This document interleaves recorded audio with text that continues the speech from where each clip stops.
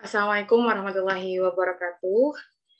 Perkenalkan, nama saya Sotung Hisanah dengan NIM 20101161612014 dari kelas A2.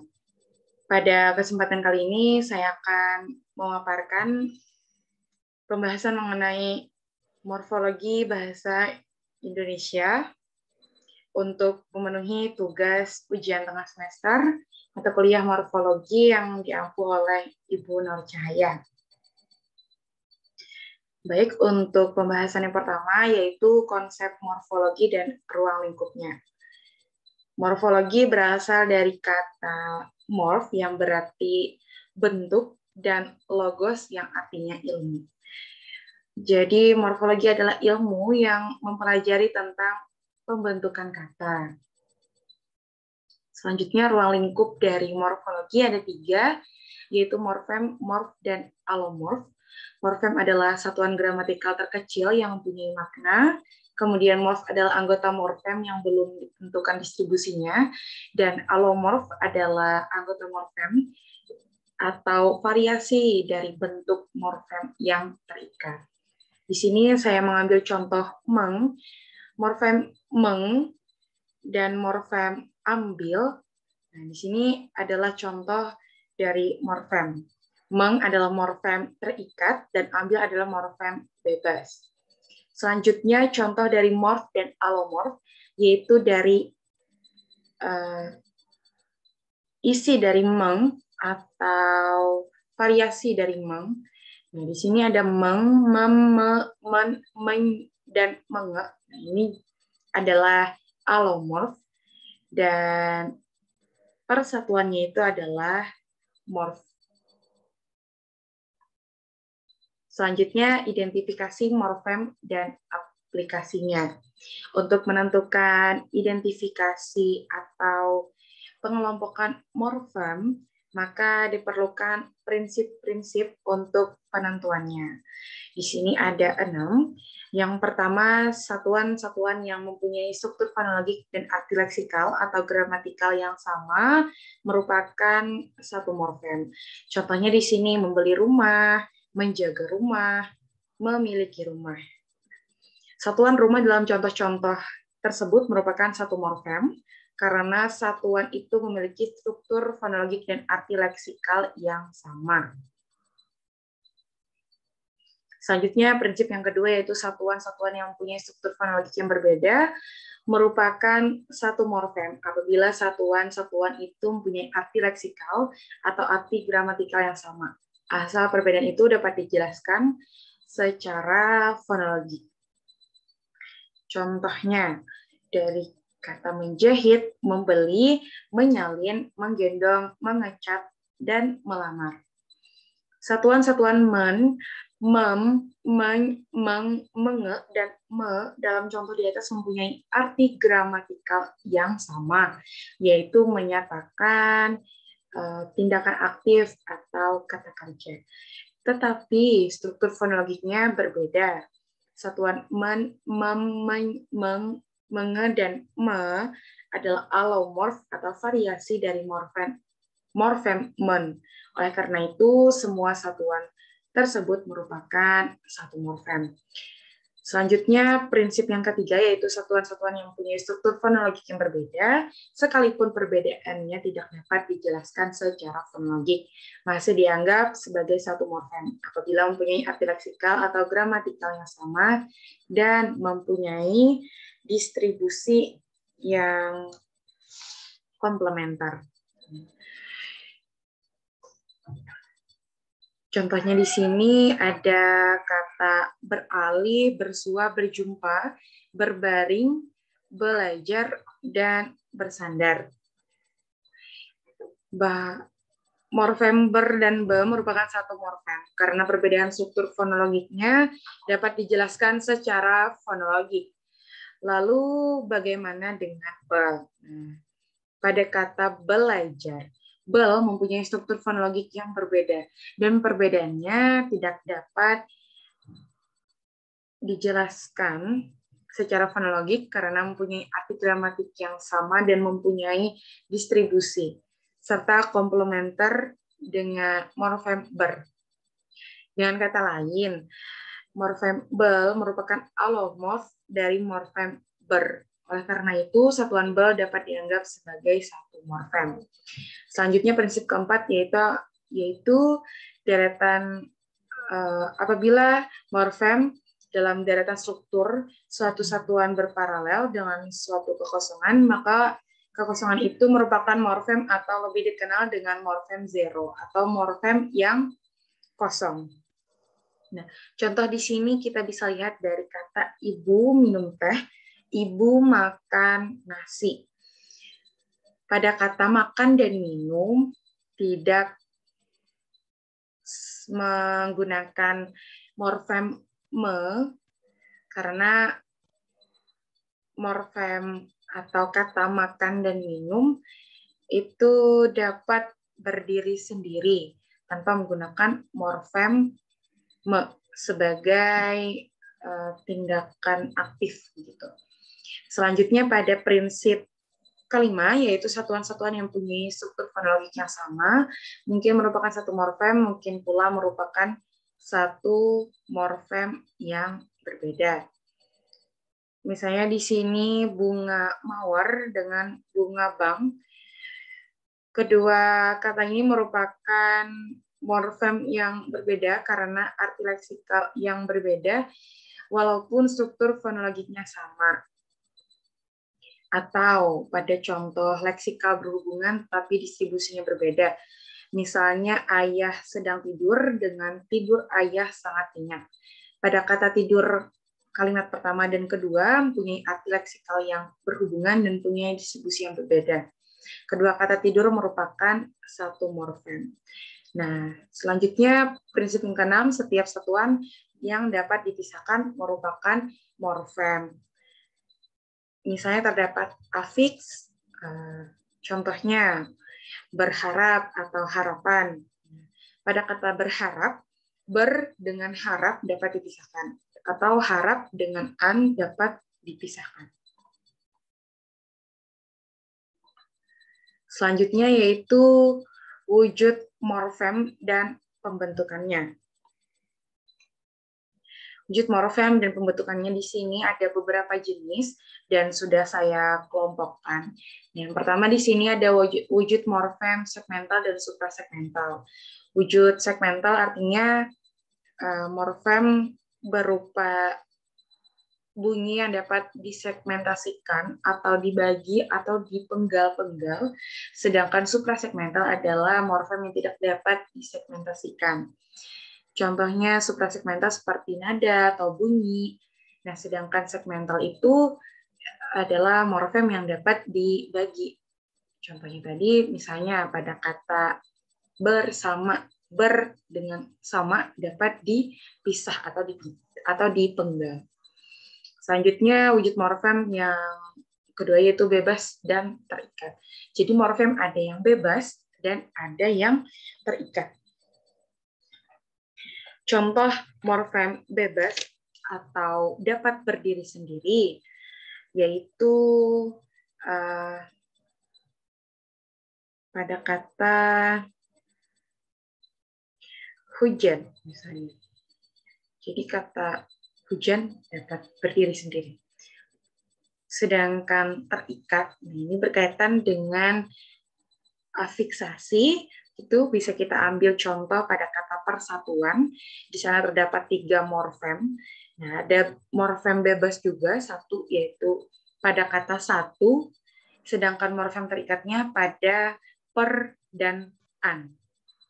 Selanjutnya wujud morfem yaitu ada leksikal, tidak leksikal, dan gramatikal.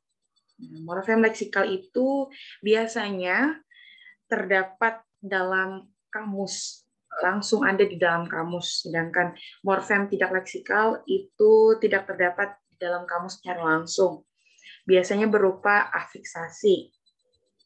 Contoh morfem leksikal di sini misalnya kata sepeda, dan tidak leksikal misalnya afiks di, ber, dan ter. Sedangkan wujud morfem gramatikal yaitu disusun dari tata bahasa akibat pembentukan afiksasi, reduplikasi, dan komposisi. Selanjutnya wujud morfem monomorfemis dan poliomorfemis. Artinya monomorfemis artinya tunggal, sedangkan polio lebih dari satu morfem. Contohnya di sini mono yaitu cahaya. Ini adalah satu morfem. Sedangkan bercahaya ada dua morfem. Selanjutnya ada morfem dasar dan morfem asal. Nah, morfem dasar artinya bertahap, sedangkan morfem asal artinya yang paling bawah atau paling dasar. Di sini ada contoh kata berpelukan. Morfem ber dengan pelukan merupakan morfem dasar, sedangkan peluk di sini adalah morfem asal dari kata berpelukan. Dan an juga termasuk morfem asal.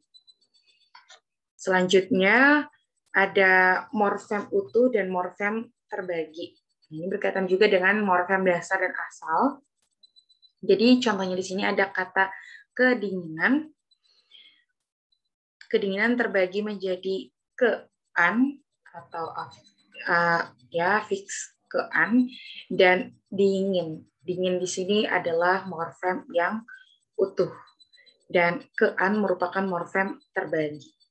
Kemudian morfem atau wujud morfem terakhir yaitu zero atau kosong, berkaitan juga dengan identifikasi morfem tadi, yaitu kita ambil contoh pada kata minum.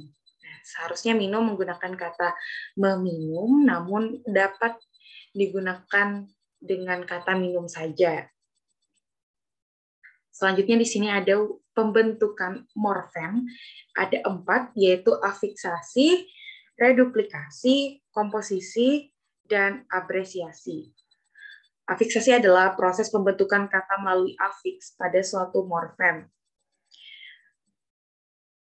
Pada afiksasi ini terdiri dari prefiks atau awalan, sufiks atau akhiran, infiks atau sisipan, konfiks dan konfiks ya.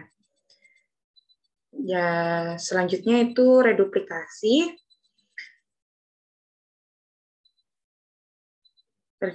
Reduplikasi atau pengulangan.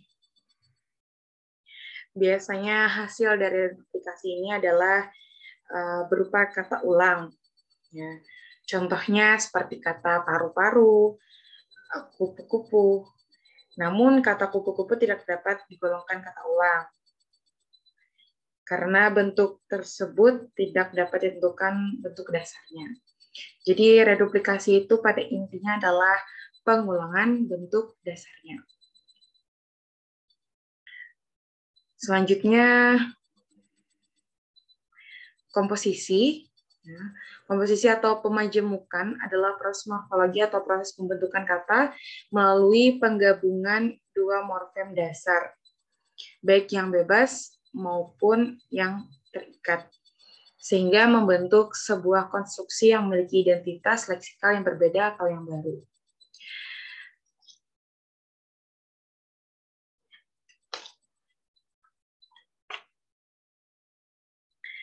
Selanjutnya di sini ada abresiasi atau pemendekan.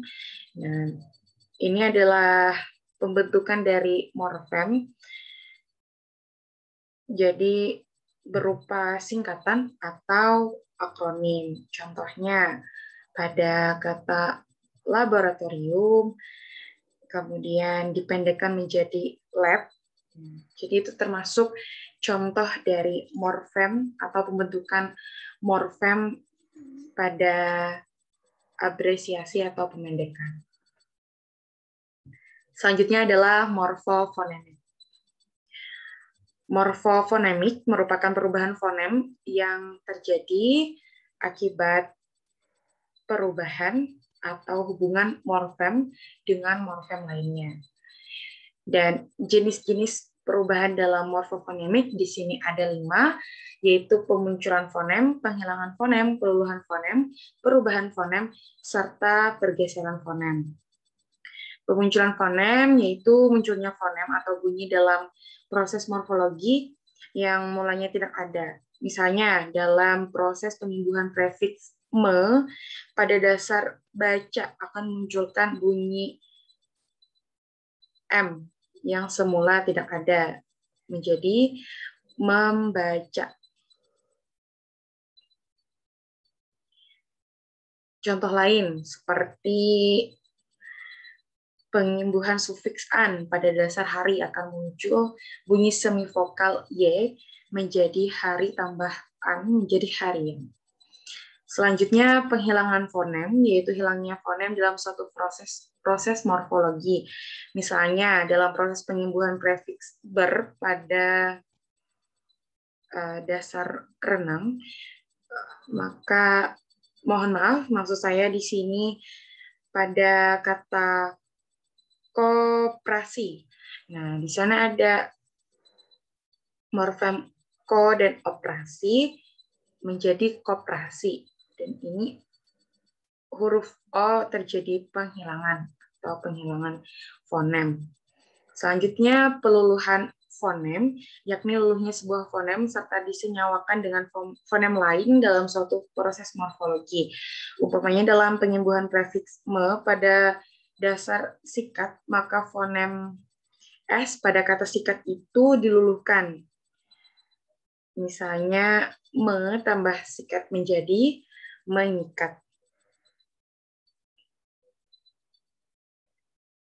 Lalu perubahan fonem, yaitu berubahnya sebuah fonem atau sebuah bunyi sebagai akibat terjadinya proses morfologi. Misalnya dalam penyembuhan prefiks ber pada dasar ajar terjadi perubahan bunyi, yang mana fonem R berubah menjadi fonem L. Ber tambah ajar menjadi belajar. Atau pada kata ter tambah anjur menjadi terlanjur. Selanjutnya yang kelima yaitu pergeseran fonem. Pergeseran fonem yaitu berubahnya posisi sebuah fonem dari satu subkata ke dalam subkata lainnya.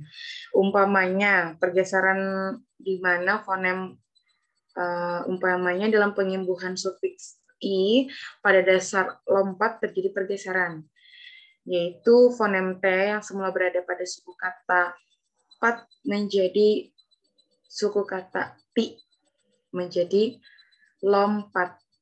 I dari kata lompat tambah i menjadi melompati. Atau contohnya pada kata makanan yang jika dipisah makanan terjadi pergeseran fonem makan makanan. Baik, mungkin itu yang dapat saya sampaikan. Terima kasih. Mohon maaf jika terdapat kekurangan dan kesalahan. Wassalamualaikum warahmatullahi wabarakatuh.